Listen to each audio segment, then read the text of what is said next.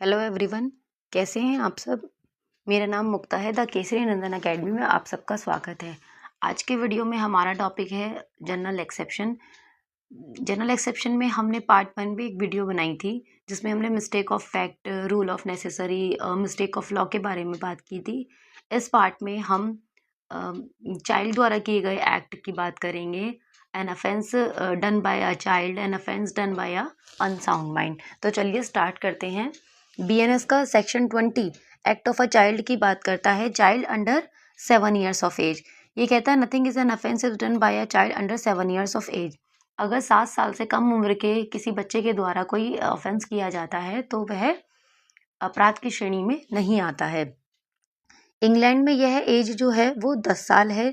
जो अपराध करने में, यहाँ पर डॉली कैपेक्स एक मैक्सिम है जिसे कहते हैं कि able to commit an offence, जो अपराध करने के लिए योग्य है। जबकि डॉली इन कैपेक्स जो है वह है unable to commit an offence, यानी कि जो अपराध करने में अक्षम है। यानी कि यहाँ पर ये कहा जाता है कि 7 वर्ष से कम उम्र का जो बच्चा है वो अपराध करने में अक्षम है, इसलिए इसे डॉली इन कैपेक्स की मैक्सिम के नाम से भी जाना जाता है। इंग्लैंड में ये उम्र जो है वो 10 साल रखी गई है। सेक्शन 21 बात करता है act of a child above 7 years, यानी कि 7 साल से ऊपर, under 12 years of immature understanding, यानी कि 7 साल से ऊपर और 12 साल से नीचे का बच्चा जिसे एक इमेच्योर अंडरस्टैंडिंग है, जो अपरिपक्व समझ का शिशु है। Nothing an is an offence which is done by a child above 7 years of age and under 12 years who has not attained sufficient maturity of understanding to judge of the nature and consequence of his conduct and that occasion। यहाँ पे कहा जाता है कि 7 साल से ज़्यादा और 12 साल से कम उम्र का जो शिशु है, अगर उसे एक परिपक्व समझ नहीं आई है, यानी कि अगर वो इमेच्योर अंडरस्टैंडिंग रखता है, उसे समझ कम है, सही गलत की समझ नहीं है, उसे अपने द्वारा किए गए कृत्य के बारे में नहीं पता कि वह सही है या गलत है, तो उसके द्वारा किया गया कार्य अपराध की श्रेणी में नहीं आएगा। इसमें एक केस आता है मुसम्मत एमोना केस 1864। इस केस में एक 10 साल की लड़की होती है जो मर्डर के लिए लायबल ठहराई जाती है। वो एक रात पहले, इंसिडेंट की एक रात पहले अपनी मदर इन लॉ के साथ सो रही होती है और उसका 19 वर्ष का पति अपने भाई के साथ एक अलग कमरे में उसी घर में सो रहा होता है। अगली सुबह उसकी माँ उसकी जो मदर इन लॉ है वो अपने घर के कामों में लग जाती है।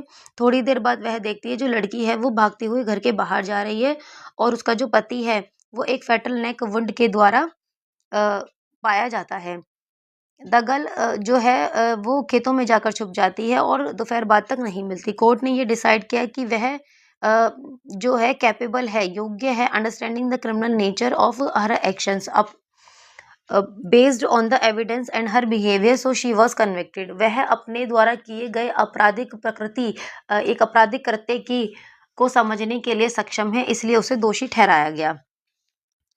Section 22 act of a person of unsound mind non compos mentis, unsound mind person की बात करता है। ये कहता है कि nothing is an offence which is done by a person who at the time of doing it by reason of unsoundness of mind is incapable of knowing the nature of the act और that he is doing what is either wrong और contrary to law.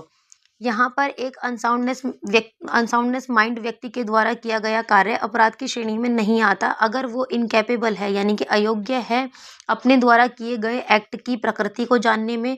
उसके द्वारा किया गया जो कृत्य है वो सही है या गलत वो यह समझने में अक्षम है, तो उसके द्वारा किया गया कृत्य अपराध की श्रेणी में नहीं आएगा। लेकिन यह जो उसकी विकृत स्थिति है, यह कब होनी चाहिए? यह eight the time of doing it, यानी कि अपराध करते समय होनी चाहिए। इसमें एक एमनाटर रूल आता है, the person is presumed to be sane unless the contrary is proved.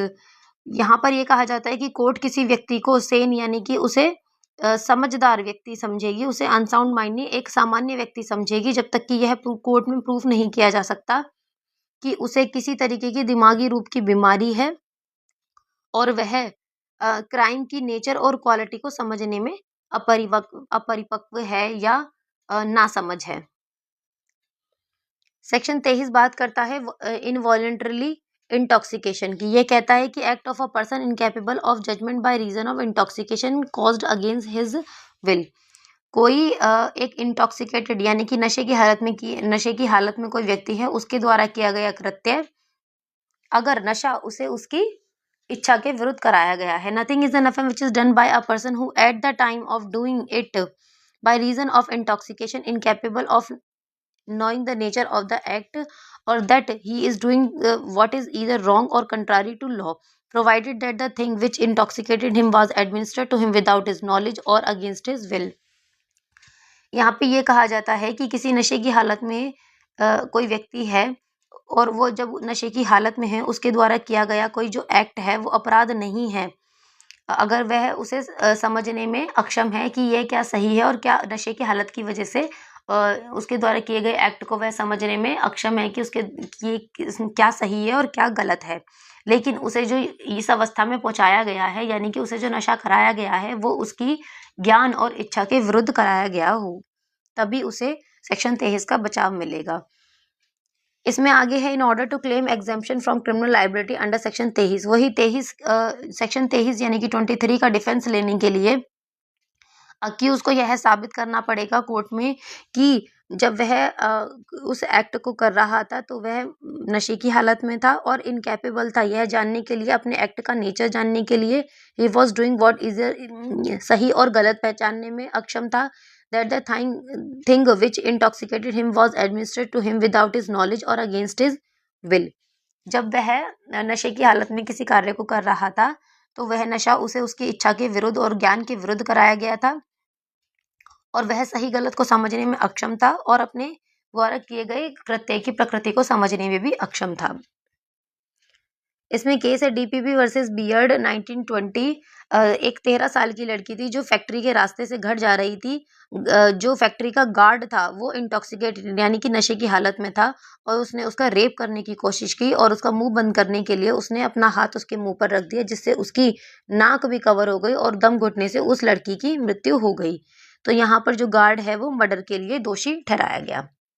Section 24 बात करता है कि offence requiring a particular intention और knowledge committed by one who is intoxicated. Section 24 ये कहता है कि किसी अपराध को करने के लिए एक विशिष्ट आशय और एक विशिष्ट ज्ञान की आवश्यकता है और वो उसके द्वारा किया जाता है जो इंटॉक्सिकेटेड पर्सन है। ठीक है, तो यहाँ पर ये माना जाएगा कि अगर कोई इंटॉक्सिकेटेड व्यक्ति किसी एक अपराध को ऐसे अपराध को कर देता है जिसके लिए एक पर्टिकुलर नॉलेज और इंटेंशन की ज़रूरत है तो उसे ऐसे ही डील किया जाएगा कि जैसे यह एक सामान्य व्यक्ति द्वारा किया गया है, मतलब जो व्यक्ति नशे की हालत में नहीं है, एक सामान्य व्यक्ति है, उसके द्वारा किया गया है।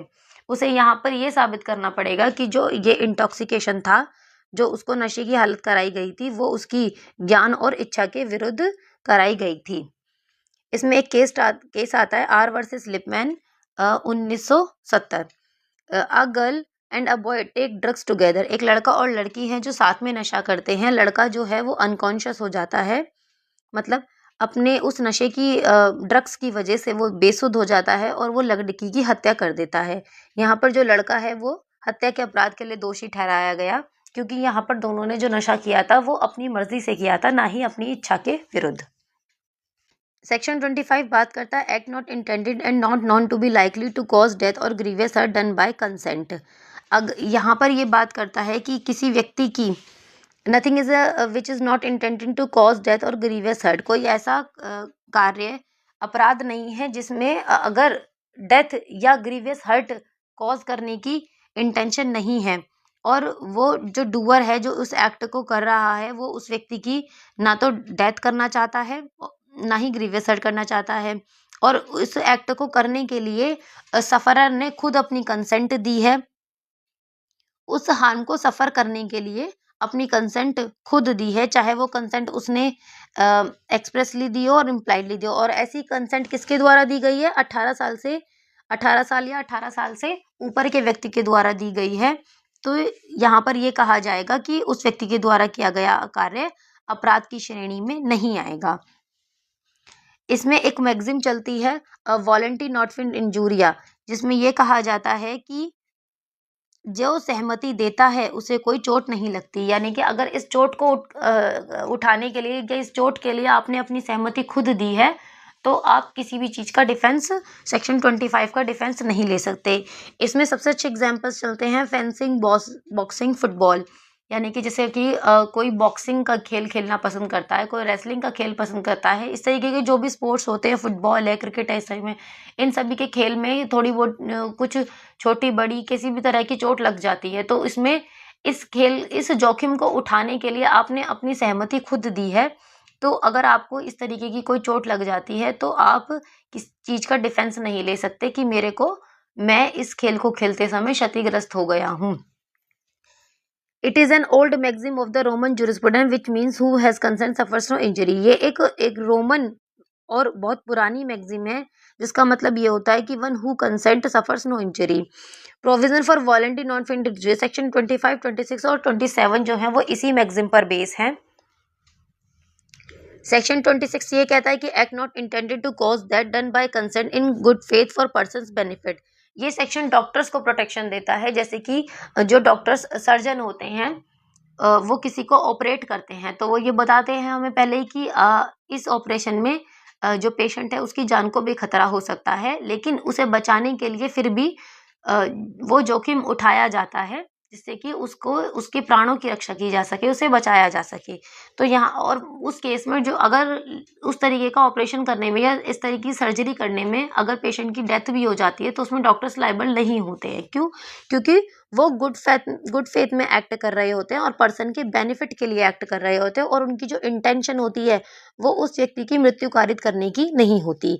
तो चलिए अंदर से देखते हैं कि ये कहता है nothing which is not intended to cause death is an offence by reason of any harm which it may cause और be intended the doer to cause or be known by the doer to be likely to cause to any person for whose benefit it is done in good faith and who has given a consent, whether express or implied, to suffer that harm or to take the risk of that harm। ये कहा इसमें illustration है a surgeon knowing that a particular operation is likely to cause the death of z।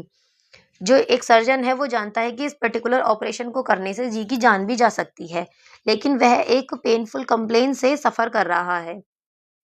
तो जो यहाँ पर doctor है वो जी की डेथ की इंटेंशन ना रखते हुए उसका ऑपरेशन गुड फेथ में जी का जो ऑपरेशन है वो कर देता है जी की कंसेंट के साथ।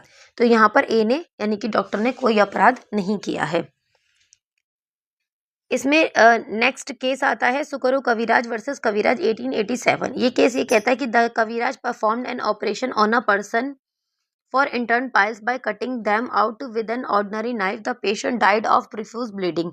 The कविराज यहाँ पर ये कहता है जो कविराज है वो एक पर्सन का ऑपरेशन कर देता है इंटरनल पाइल्स का, जो उसको आंतरिक बवासीर की जो बीमारी हुई है वो उसका एक साधारण चाकू से काटकर ऑपरेशन कर देता है उसके गुड फेथ के लिए, उसे बचाने के लिए। लेकिन जो उसके द्वारा किया गया the Kaviraj was prosecuted for causing his death, लेकिन उस व्यक्ति जो कविराज को है वो हत्या के लिए दोषी ठहराया जाता है। क्यों? क्योंकि जो उसका एक्ट था वो रैश और नेग्लिजेंट एक्ट था। It was held he was not entitled to protection under this section. यहाँ पर यह कहा गया कि उसे सेक्शन 26 में जो प्रोटेक्शन नहीं मिली जाएगी क्योंकि जो उसका एक्ट था वो गुड फेथ में नहीं था। And the court reduce the punishment to fine only instead of imprisonment. जो कोर्ट है उसने उसका पनिशमेंट जो है वो इम्प्रिजनमेंट की जगह फाइन में कन्वर्ट कर दिया। क्यों? क्योंकि उसके ने कोशिश तो ये की थी लेकिन उसका जो एक्ट था वो गुड फेथ में नहीं था। अगर आप एक साधारण चाकू से किसी व्यक्ति का ऑपरेशन कर देंगे और आप डॉक्टर्स की प्रैक्टिस एज ए डॉक्टर भी नहीं है और आपने प्रैक्टिस भी नहीं की है तो ये तो एक रैश और नेग्लिजेंट एक्ट की श्रेणी में आ जाएगा। इसलिए यहाँ पर कविराज को सेक्शन 26 का बचाव नहीं मिला। सेक्शन 27 ये कहता है कि act done in good faith for benefit of child और अनसाउंड माइंड बाय और by consent of guardian. Nothing which is done in good faith for the benefit of a person under 12 years of age और person of unsound mind by और by consent either express और implied of the guardian और other person having a lawful charge of that person is an offense by reason of any harm which it may cause or be intended by the doer to cause or be known by the doer to be likely to cause to that person। यहाँ पर यह कहा जाता है कि कोई ऐसा act जो गुड फेथ में किया जाता है किसी चाइल्ड 12 साल से कम उम्र के बच्चे की प्रोटेक्शन के लिए उसके बेनिफिट के लिए किया जाता है या एक अनसाउंड माइंड पर्सन है उसके बेनिफिट के लिए किया जाता है, उस बच्चे की या उस अनसाउंड माइंड पर्सन जो है उसकी कंसेंट के साथ या उनकी गार्जियन यानी कि जो उसके गार्जियन है, जो उसके पेरेंट्स है या जिनके पास उसका लॉफुल चार्ज है, जिन्होंने उसकी कस्टडी ले रखी है, उनकी कंसेंट के द्वारा किया जाता है, चाहे कंसेंट जो है वो एक्सप्रेस हो या इम्प्लाइड हो।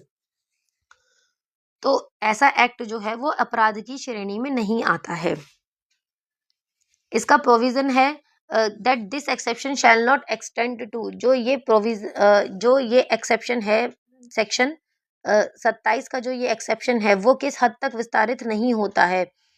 The intentional causing of death और अटेम्प्टिंग टू कॉज डेथ, अगर किसी व्यक्ति की मृत्यु करने का आशय है या मृत्यु करने का प्रयत्न किया जाता है, तो यहाँ पर सेक्शन 27 का बचाव नहीं मिलेगा। The doing of anything which the person doing it knows to be likely to cause death for any purpose other than the preventing of death और ग्रीवियस हर्ट और the curing of any grievous disease और infirmity. यहाँ पर यह कहा जा रहा है कि कुछ ऐसा करने के लिए जिसे व्यक्ति जानता है कि इससे मृत्यु हो सकती है, लेकिन वह किसी ऐसे पर्पस के लिए other than the preventing of death और ग्रीवियस हर्ट, डेथ और ग्रीवियस हर्ट से प्रिवेंट करने के लिए या उसे किसी ग्रीवियस डिसीज से क्योर करने के लिए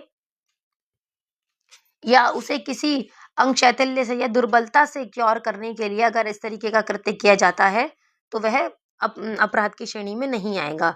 सी कहता है कि the voluntarily causing of grievous hurt, मतलब स्वेच्छा से उसे ग्रीवियस हर्ट कॉज करने के लिए इस सेक्शन का बचाव नहीं मिलेगा, या ग्रीवियस हर्ट का अटेम्प्ट प्रयत्न करने के लिए भी इस सेक्शन का बचाव नहीं मिलेगा, unless it be for the purpose of preventing death और ग्रीवियस हर्ट, जब तक कि वह जो उसके द्वारा किया गया कार्य है वो किसी उसे मृत्यु से या घोर उपति से बचाने के लिए या उससे ग्रीवियस डिसीज यानी कि एक गंभीर बीमारी से या दुर्बलता से बचाने के लिए ना हो। डी कहता है कि the abetment of any offence to the committing of which offence it would not extend, किसी अपराध के उकसावे के लिए, अबेटमेंट दुष्प्रेरण के लिए भी इस सेक्शन का बचाव नहीं मिलेगा। To the committing of which offence it would not extend, जिस अपराध के लिए के किए जाने पर इसका विस्तार नहीं है।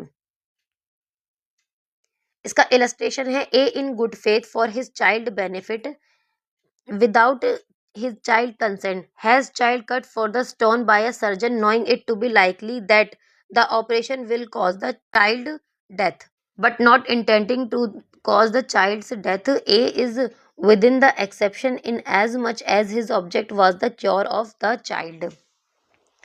ए जो है वो गुड फेथ में अपने चाइल्ड के बेनिफिट के लिए अपने चाइल्ड की कंसेंट के बिना उसका स्टोन जो है वो एक सर्जन के द्वारा कटवा देता है उस चाइल्ड, और वह जानता है कि इस ऑपरेशन में उसके बच्चे की डेथ भी हो सकती है, लेकिन वह उस बच्चे की मृत्यु कारित नहीं करना चाहता। उसके बेनिफिट के लिए, उसके बचाव के लिए वो इस ऑपरेशन की कंसेंट दे देता है। तो यहाँ पर ए जो है वो सेक्शन 27 के एक्सेप्शन में आएगा, क्योंकि उसका ऑब्जेक्ट अपने बच्चे की रक्षा करना था, उसका बचाना था, ना कि उसकी हत्या करना।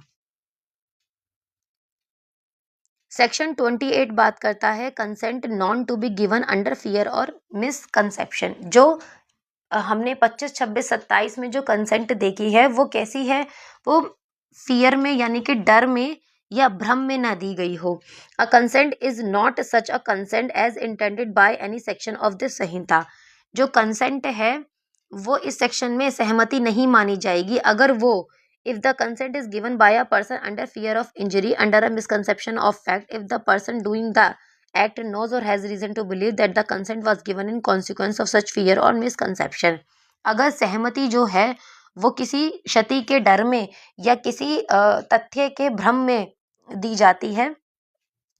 और बी कहता है if the consent is given by a person from the unsoundness of mind, intoxication, unable to understand the nature and consequence of that to which he gives his consent। अगर जो सहमति है वो किसी अनसाउंड माइंड पर्सन के द्वारा यानी कि विकृत चित्त व्यक्ति के द्वारा या किसी इंटॉक्सिकेटेड पर्सन मतता के अधीन किसी व्यक्ति के द्वारा, इस ऐसे व्यक्ति के द्वारा दी जाती है जो वो नेचर या कॉन्सिक्वेंस को यानी कि प्रकृति या परिणाम को समझने में अक्षम है, तो वह कंसेंट फ्री कंसेंट नहीं मानी जाएगी।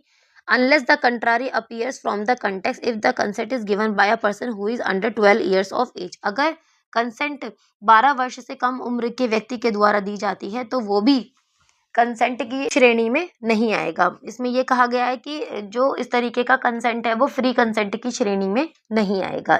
ये 3 फ्री कंसेंट के एक्सेप्शंस हैं। इसमें अगला केस आता है एक दशरथ पासवान केस, 1959 का ये केस है। The accused had failed at an examination for 3 successive years. He was very much upset at these failures. Accordingly, he decided to end his life. He informed of his decision to his wife, who has literate a woman of 19 years. His wife asked to kill her first and then kill himself. In consequence of this pact, the accused killed his wife but was arrested before he could kill himself, his wife. It was held that the wife had not given her consent under fear or injury of misconception of fact. Here the accused would not be liable for murder but for culpable homicide not amounting to murder, as the case is covered by exception 5 of section 300, now exception 5 of 101 of this संहिता। यहाँ पर ये कहा जाता है कि इस case में ये कहा जाता है जो अक्यूज है वो लगातार 3 सालों से वह एक फेलियर को देख रहा था, और जिसकी वजह से उसने ये फैसला लिया कि मैं अब अपनी इस जीवन को ख़त्म कर दूंगा, और उसने अपना यह निर्णय अपनी वाइफ को बताया, जो कि एक पढ़ी लिखी 19 वर्ष की महिला थी। उसकी वाइफ ने उससे ये कहा कि आप अपनी हत्या करने से पहले, आप अपना आत्महत्या करने से पहले मुझे मार दो, क्योंकि आपके बिना मैं जीकर क्या करूंगी। In consequence of this pact, और वह इस कॉन्सिक्वेंस में क्या करता है, अपनी वाइफ को मार देता है, लेकिन वह इससे पहले कि अपनी हत्या करता उसे अरेस्ट यानी कि गिरफ्तार कर लिया जाता है। तो यहाँ पर ये कहा गया कि it was held that wife had not given her consent. यहाँ पर ये कहा गया कि उसकी वाइफ ने जो कंसेंट दी थी वो उस फ्री कंसेंट थी, वो किसी फियर ऑफ इंजरी या मिसकंसेप्शन ऑफ फैक्ट में, यानी कि किसी क्षति के डर में या किसी तथ्य के भ्रम में नहीं दी गई थी। इसलिए अक्यूज जो है वो यहाँ पर मर्डर के लिए उत्तरदायी नहीं ठहराया गया, बल्कि वह culpable homicide not amounting to murder के लिए उत्तरदायी ठहराया गया, जो कि बीएनएस के सेक्शन 101 के एक्सेप्शन 5 में कवर होता है, जो पहले आईपीसी में एक्सेप्शन 5 था सेक्शन 300 का। सेक्शन 30 बात करता है act done in good faith for the benefit of a person without consent. यहाँ पर विदाउट कंसेंट की बात हो रही है, जब किसी की सम्मति के बिना कोई कार्य किया जाता है, उस पर्सन के बेनिफिट के लिए किया जाता है और गुड फेथ में किया जाता है। Nothing is an offence by reason of any harm which it may cause to a person whose benefit it is done in good faith even without that person consent, if the circumstances are such that it is impossible for that person signify consent, or if that person is incapable of giving consent and has no guardian or other person in lawful charge of him from whom it is possible to obtain consent in time for the doing to be done। यहाँ पर कोई इस तरीके का act किया गया है किसी पर्सन के बेनिफिट के लिए, उसके गुड फेथ में किया गया ऐसा कार्य है जो उस पर्सन की कंसेंट यानी कि उसकी सम्मति के बिना किया गया है, और या वो पर्सन अपनी कंसेंट देने में क्या है, अपनी कंसेंट देने में अक्षम है, वो उस समय इस हालत में है कि वह अपनी कंसेंट नहीं दे सकता, ना ही इतना समय है उस समय पर कि उसके किसी गार्जियन की या उसके साथ उसके किसी पेरेंट्स की या जो जिन्होंने उसकी लॉफुल गार्जियनशिप ले रखी है या लॉफुल चार्ज ले रखा है उनकी कंसेंट ली जा सके। तो इस तरीके का किया गया कार्य सेक्शन 30 में अपराध की श्रेणी में नहीं आएगा। इसका प्रोविजो ये कहता है कि that this exception shall not extend to, लेकिन ये जो एक्सेप्शन है यानी कि ये जो बचाव है वो कहाँ तक विस्तारित नहीं होता है, अगर उस व्यक्ति की इंटेंशन उसकी हत्या कारित करने की या हत्या का प्रयत्न करने की है, और the doing of anything which the person doing it knows to be likely to cause death, या उसका द्वारा किया गया जो कार्य है वो इस श्रेणी का है कि उससे मृत्यु कारित हो सकती है या मृत्यु कारित होना संभव है, for any purpose other than the preventing of death और ग्रीवियस हर्ट। लेकिन अगर उसका एक्ट ऐसा है कि अगर ऐसा एक्ट नहीं किया गया तो उस व्यक्ति की मृत्यु हो सकती है या उसे घोर उपत्ति कारित हो सकती है, या उसे कोई गंभीर बीमारी लग सकती है या उसे कोई गंभीर दुर्बलता हो सकती है। अगर इन सब चीज़ों से बचाव के लिए किया जा रहा है ऐसा कार्य जिसमें उसकी मृत्यु भी हो सकती है, तो वह इस एक्सेप्शन में आएगा।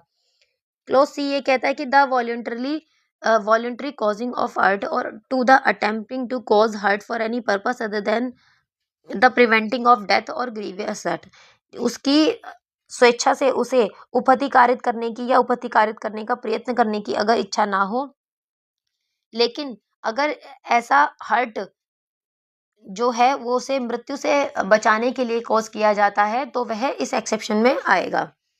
क्लॉज डी ये कहता है कि the abetment of any offence, किसी अपराध का दुष्प्रेरण, to the committing of which offence it would not extend, जिस अपराध के लिए किए जाने पर इसका इस सेक्शन का विस्तार नहीं होता है।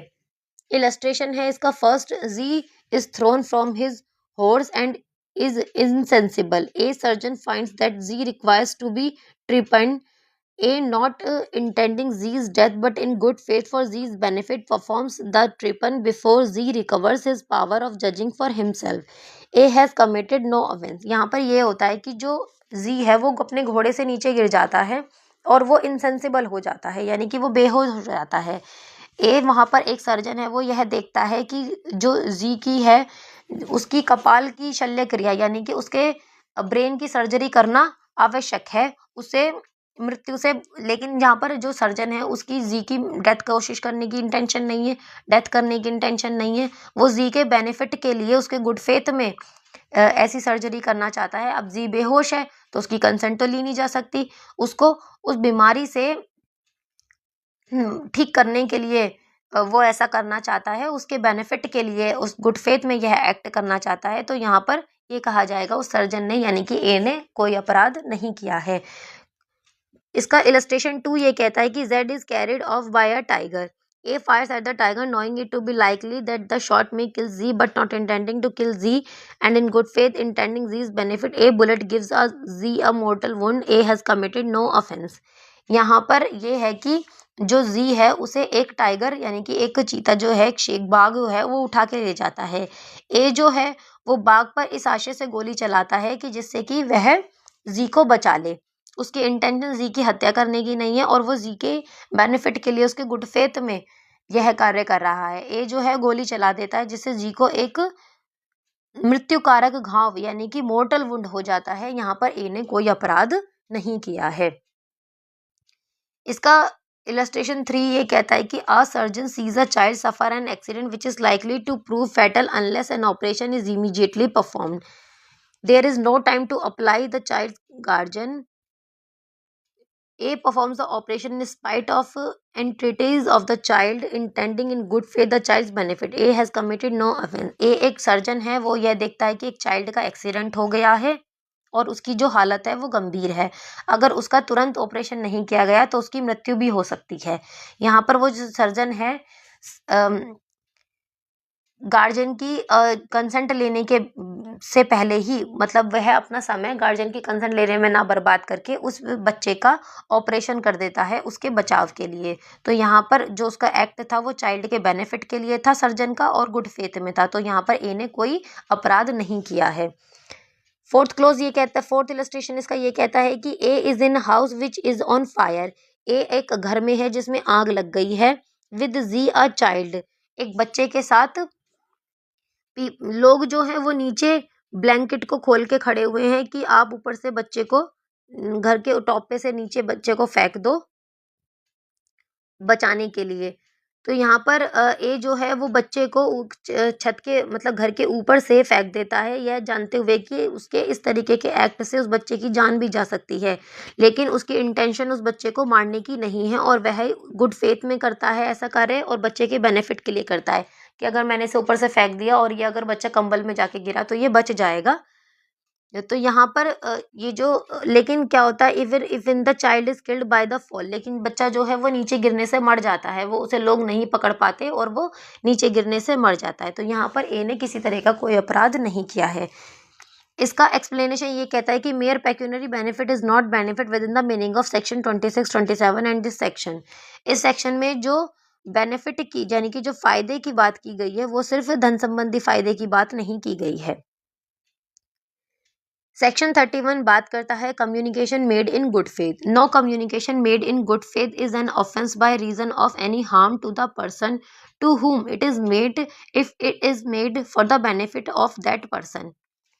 यहाँ पर ये कहा गया है कि अगर कोई कम्युनिकेशन यानी कि अगर कोई सूचना सद्भाव पूर्वक दी गई है तो वह अपराध की श्रेणी में नहीं आएगी। इसका सबसे अच्छा इलस्ट्रेशन ये है कि a surgeon in good faith communicates to a patient his opinion that he can not live. यहाँ पे एक डॉक्टर है, वो एक पेशेंट को अपने ये कम्युनिकेट करता है, ये सूचना देता है कि आप एक गंभीर बीमारी से पीड़ित हैं और आप ज़्यादा नहीं जी पाएंगे, आप जल्दी ही मर जाएंगे। पेशेंट जो है वो उसको इस बात का सदमा लग जाता है और वह इस सदमे में ही दम तोड़ देता है। तो यहाँ पर ये कहा जाएगा कि डॉक्टर ने किसी तरह का कोई अपराध नहीं किया है, क्योंकि वह जानता था कि यह कम्युनिकेशन पेशेंट को बताना आवश्यक है। सेक्शन 32 बात करता है act to which a person is compelled by threat, उस कृत्य की जिसमें व्यक्ति को कंपेल किया गया है, धमका मजबूर किया गया है किसी कार्य को करने के लिए थ्रेटनिंग के द्वारा, यानी कि धमकी के द्वारा, एक्सेप्ट मर्डर, मृत्यु को छोड़कर, and offence against the state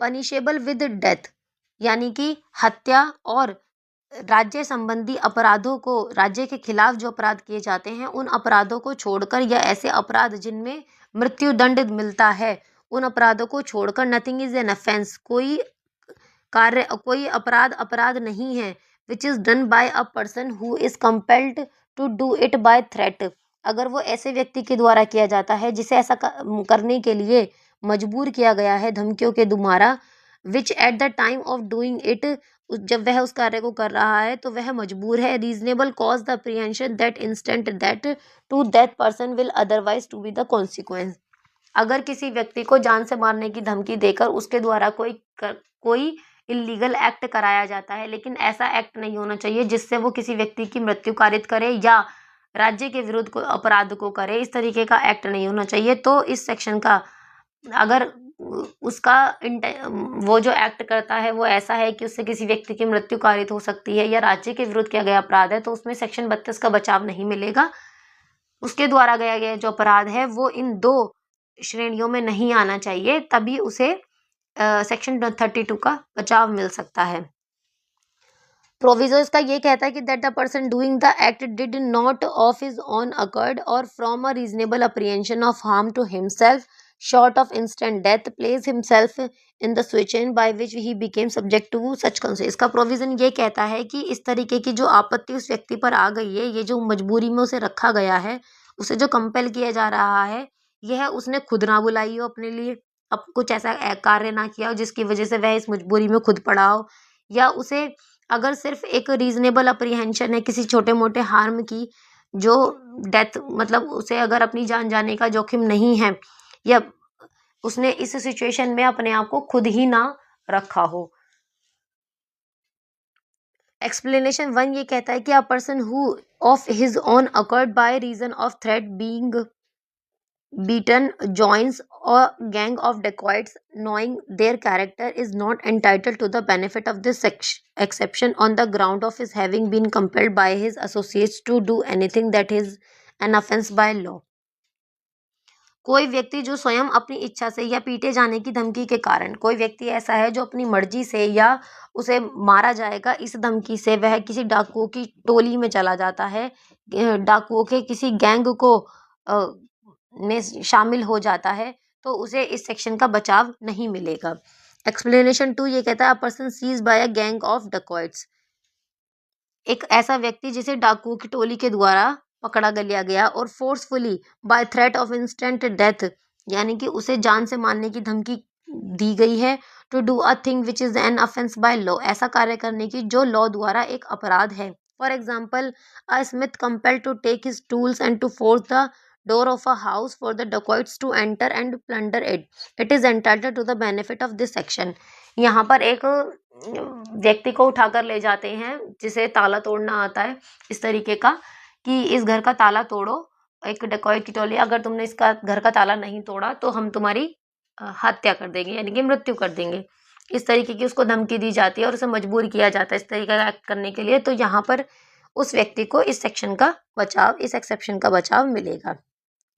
acts में इन विटो फैक्टस नॉन एक्ट मेंस एक्टस, an act done by me against my will is not my act. इसमें एक ये मैगजिम चलती है, इस मैगजिम का मतलब ये है कि मेरे द्वारा किया गया अगर कोई कृत्य मेरी इच्छा के विरुद्ध किया जाता है, मेरी इच्छा के विरुद्ध मुझसे करवाया जाता है, तो वो मेरा कृत्य नहीं माना जाएगा। सेक्शन 33 बात करता है act causing slight harm. Nothing is an offence by reason of that it causes और that it intended to cause और that it is known to be likely to cause any harm if that harm is so slight that no person of ordinary sense and temper would be complain of such harm। यदि किसी व्यक्ति के कार्य द्वारा किसी अन्य व्यक्ति को इस तरीके का एक ऐसा हार्म पहुंचता है जिसमें ऑर्डिनरी सेंस में सामान्य अनुक्रम में कोई व्यक्ति इस तरीके के हार्म की कंप्लेन नहीं करेगा तो वह अपराध की श्रेणी में नहीं आता है। इसकी एक बड़ी मैक्सिम है de minimis non curat lex. It means that the law takes no account of trifle, यानी कि जो विधि है वो छोटी छोटी बातों पर ध्यान नहीं देती। जैसे किसी के साथ जो छोटी मोटी घटनाएं होती रहती हैं, किसी की टक्कर हो जाना, कोई किसी के घातक थप्पड़ लगा दे, पिटाई कर दे, तो विधि इन छोटी छोटी बातों पर ध्यान नहीं देती है। इन चीज़ों के लिए विधि कोई एक्शन नहीं लेती है। इस वीडियो में इतना ही है। नेक्स्ट टॉपिक अब हम नेक्स्ट वीडियो में देखेंगे। ये इस वीडियो का पार्ट 2 था। अब नेक्स्ट टॉपिक के लिए हम नेक्स्ट वीडियो में एक नया टॉपिक डिस्कस करेंगे। Till then, thank you.